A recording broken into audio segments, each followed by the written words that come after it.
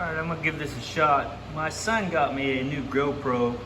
He got me a silver, and I'm thinking I'm gonna upgrade to the black. So right now I'm doing the videos on my phone. What I'm doing is denibbing the vehicle, and I've got it right now. I think those are set at 2,000. I need a 2,500, and then I'm gonna 3,000, or you could 2,000 and then 3,000. So that's kind of what I'm doing. I'll take you along with that, kind of show you the process of what I'm doing here.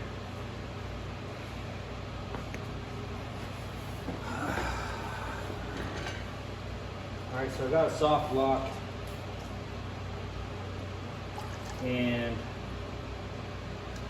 I said this is probably 2,000. I may even 2,500 it already, but I'm gonna go back over it again just in case. And then I got Trizac on 3,000. Like I said, I'm just gonna lightly go over the areas that I've already denibbed.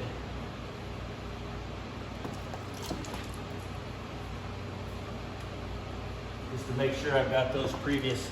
Because I started my nibbing with 1,000, knocked the nibs down, then went to 1,500.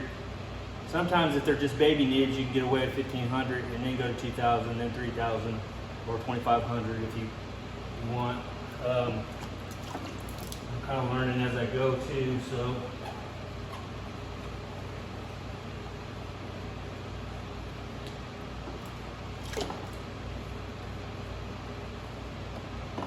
Pretty sure I already got these at 2,500, but we're gonna double check. The good thing about what I'm getting ready to show you is once you go over the whole panel with 3,000, if you miss any nibs, you'll find them real quick.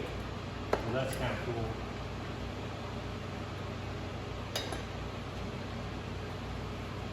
I know you probably can't see up here, but my phone's kind of limited. When I get my GoPro, I'll either put it on my head or on my chest. So, and I've never had one of those, so you have to bear with me on the learning curve on that thing too. But the black seemed like it was a little more stable according to what homework that I had done. And I know you guys would appreciate that because I'm a terrible shaky cam, swinging around everywhere and all that, so it should make it a lot better. So the videos hopefully will get, they're not gonna get any better because of me, but maybe the quality of the actual video itself will get better. You'll still have to deal with me. Okay, so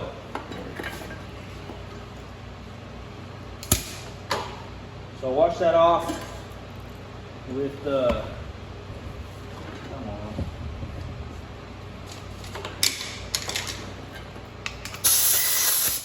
This is 3,000 grit on a soft interface pad. Like I said, it's a Trizac system.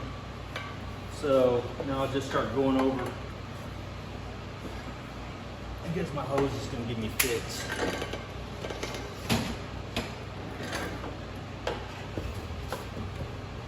Well, probably not the camera before I'm done. So I'm just getting this a little bit wet. You don't want to soak it, and you don't want it too dry. That's what I've learned today.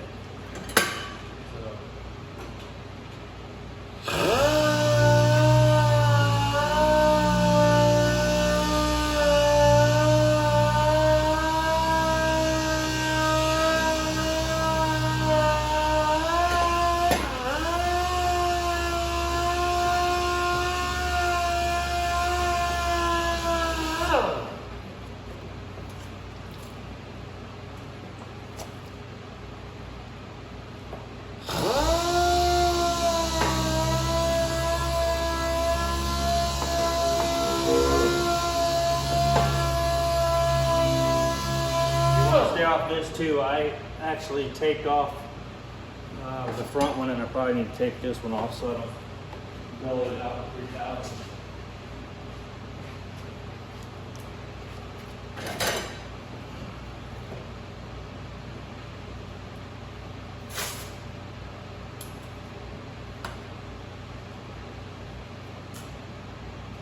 Same when you're buffing, you don't want to buff across one of these tail lights. Could have probably left the tail lights off. That probably would have been a smarter thing to do, but I like to do everything the hard way, so you get what you get.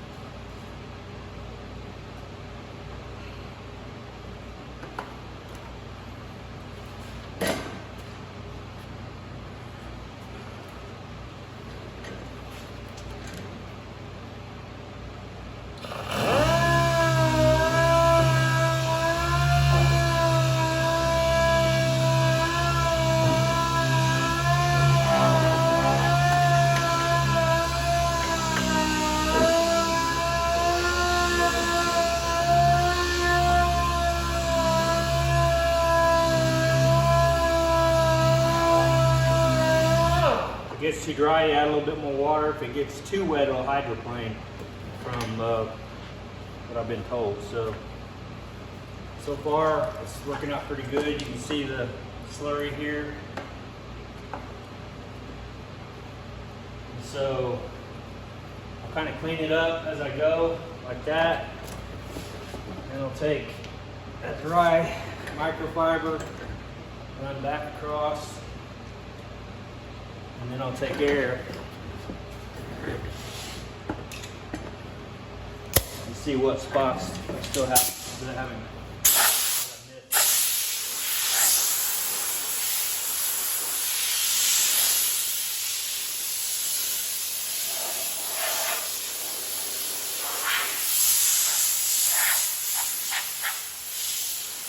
Okay, so most of that looks pretty good. Looks like I need to get to this area a little bit closer. And then down here, if that shows up. So buffing is the next step. Regular compound, number one, I use the 3M system. And then number two, I don't think I'll have to do swirl remover on this. I could be wrong, but normally on blacks, real dark colors, it's dark, but it's not super dark. So we'll see. I'm kind of learning to let it go, like I said. If it swirls up, then yeah, I'll have to use the swirl remover. But we'll see.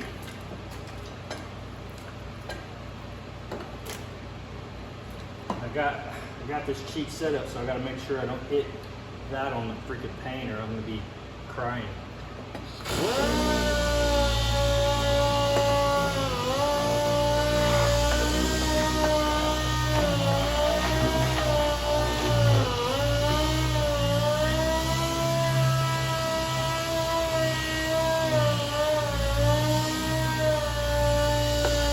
Tell by the sound of the D-app, turn this down a little bit. I don't have it just screaming. I've got it at a lower air pressure, and it seems to be working out good. They kind of suggested that in the video that I watched with the 3M Trizac system, which is the video on YouTube that was suggested to me to watch.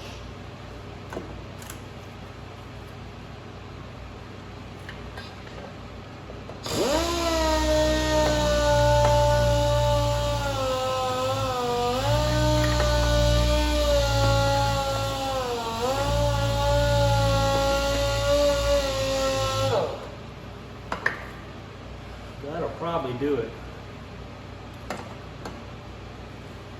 I don't see any more nibs.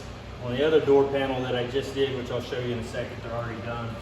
I did actually find one more nib that I had missed, which that worked out perfect. So this also helps you find those things.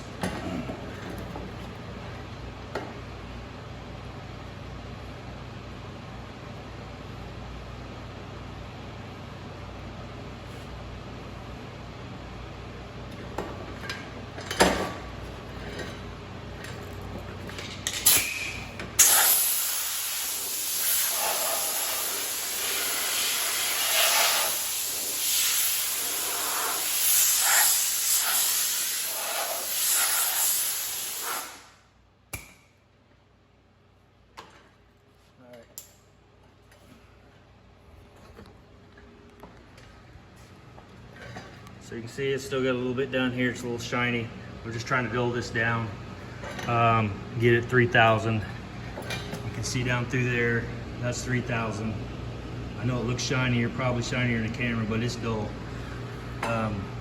So when it, like compared to that, you can see how shiny that is. I did 3,000 these, which I hit that one, so I'm gonna have to in that. But and then the front door here, you can tell it's dull, but again from the side it shines. So that compound, I was taught how to, this is, you guys correct me if I'm wrong, this is how I was taught at the shop. But you use number 1 and you polish this rubbing compound, and you polish this until there's no more haze. Then you take your polishing compound and you polish it until it's glass. And then if you get any swirls, that's where you use your third step, which is swirl remover. But I always thought, when I started, I always thought that you just polish it until it's a little bit shiny, and then you use your polish to actually finish that up. And the guy that I work for said, no, you use the compound until it's shiny. There's no haze whatsoever. And then you switch over to the polish and polish the piss out of it. So that's the way I've always done it. If there's different ways or a better way or whatever, let me know, but it seems to work. So anyway, I'm not gonna make this real long. Well, I already have, never mind. So 12 minutes in, and I'm gonna shut it off there. And as soon as I get this thing completely buffed out,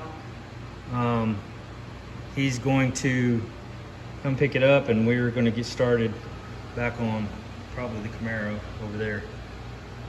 So anyway, that's it for now. And yeah, we put the handles back on. The owner came back over, and I was doing something. I think I was working on the hood over there, and I said, hey, start, you know, putting things back together, and I completely forgot that I was going to end up having to buff this thing. So now we're going to end up taking the handles back off, which he's going to put different handles on it anyway.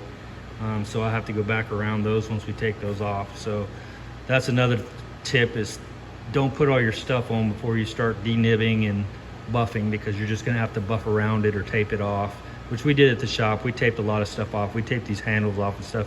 If we just painted like this door, I mean, we didn't take all that stuff off. We just tape around it and buff around it or whatever. But on this one, it's an overall, so yeah. Shouldn't have put the handles back on, shouldn't have put the key locks in, stuff like that. I did want to put this trim back on, because it's, I mean, can you imagine holding that piece of trim and trying to buff it? It'd be spinning out of your hand. So I put all that stuff back on, that way I can buff it now and it's being held for you basically. So hope that helps somebody. It's just, I mean, that may be common, I'm sure it's common knowledge to a lot of guys, but some of the new people that are watching, it's probably not common knowledge. And so, yeah. All right, we'll talk to you guys later.